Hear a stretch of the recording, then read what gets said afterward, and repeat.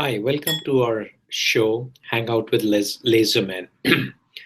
Today, in fact, we're going to discuss something which does not use lasers directly, ICL, Vision ICL, or implantable Collagen lens or implantable contact lens. Now, contact lens traditionally sits in front of the cornea and allows you to have great vision.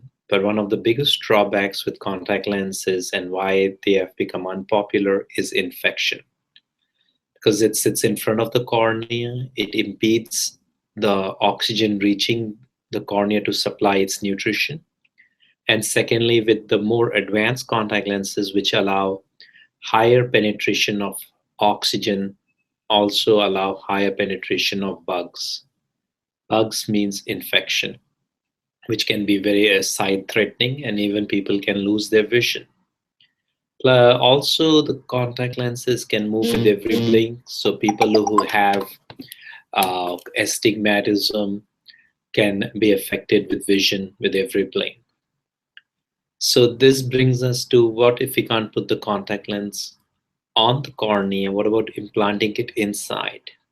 So when you implant the contact lens inside, it's a different material. It's like an intraocular lens, except instead of removing the natural lens, it sits on top of the natural lens between the colored part of your eye and the natural lens.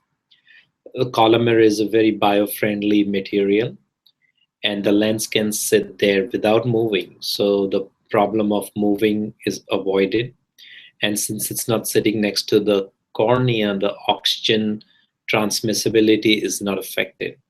And it also avoids having any bugs because it's done in a sterile environment, and once it sits inside the eye, bugs don't reach it.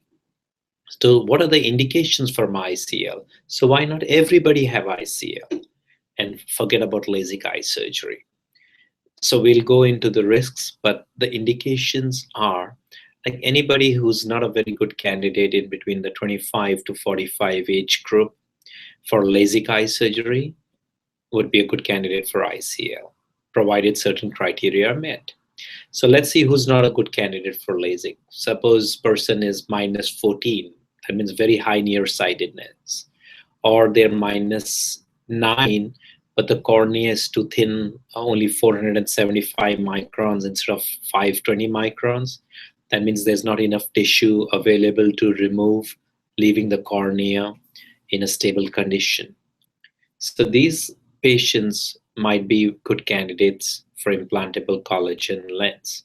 People under 18, that's not a very good idea because they got too much of their life up front.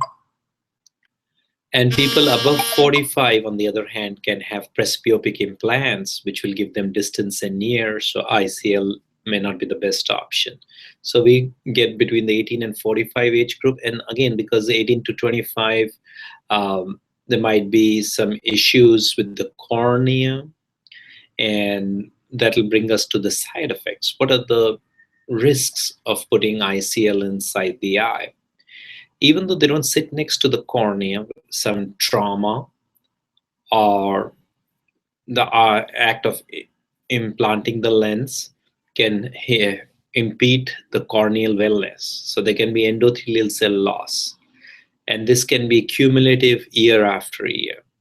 Now, there's a very low percentage chance, but it's still possible. The more common occurrence is, since the lens sits on the natural lens, it can impede the nutrition of the lens and also cause trauma to the lens, leading to cataract formation. So cataract formation is usually more common with implantable contact lens or ICL. But compared to the risks with LASIK eye surgery in these high-powered cases and contact lens not being a very suitable option, ICL comes out the winner. Also, the vision with ICL is very crisp. Most of the people end up 20/20 or 20/15 because the cornea is not affected and the lens is sitting right next to, very close to the nodal point. So it gives the sharpest vision possible. And how ICL is done is very simple. Before the ICL is done, a peripheral iridectomy has to be made so as to avoid the lens blocking the passage of fluid from the posterior chamber to the anterior chamber. This can be usually done by YAG laser or argon laser beforehand or at the time of surgery by a surgical iridectomy. The preferred method is to do by laser beforehand so that the patency of the iridectomy can be verified.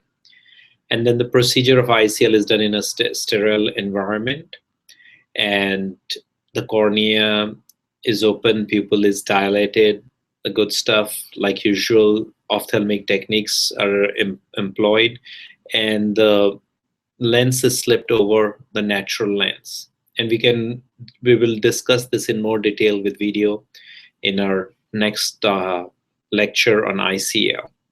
But suffice to say, it's a quick procedure, painless. You may or may not need a stitch depending on the size of the incision. And most importantly, patient can get up and say, wow, they can see. Person who couldn't see like -14 can get up and be seeing and uh, enjoying the world. Usually one eye is recommended.